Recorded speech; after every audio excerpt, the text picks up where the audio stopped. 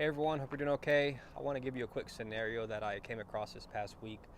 It's something that I come across usually several times a year, and I want to share it with you because I want to help you avoid or warn you against this type of thinking when it comes to controlling weeds in your lawn. And the scenario is this: we go out to a lawn to do a regular application of fertilizer and a post-emergent weed control application. We get there, the lawn is extremely overgrown.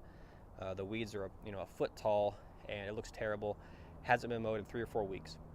So we talked to the customer and come to find out that the reason it's so overgrown is because they wanted the weeds to get big enough for us to be able to see them and put our post-emergent on them and kill them.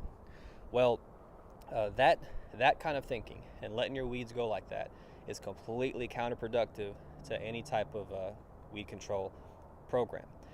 The presence of a weed in your lawn should never ever be a reason to skip a mow or to not mow it.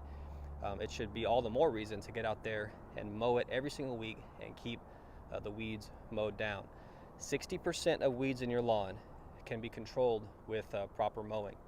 60%. You can't completely rely on the applications themselves.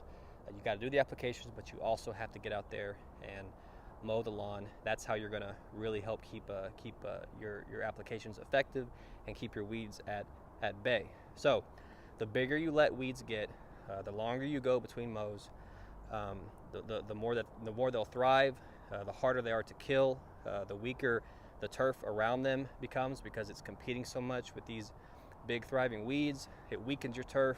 Your weeds will start to spread and the problem gets worse and worse and worse. So again, don't ever skip a mow because of the presence of a weed. If you have a weed problem in your lawn, that's all the more reason to get out there and mow it every single week. It's only going to help you in the long run. So hope that helps. If you have any questions about that, feel free to message us, call us, let us know. We'll be glad to help you any way we can. Thanks.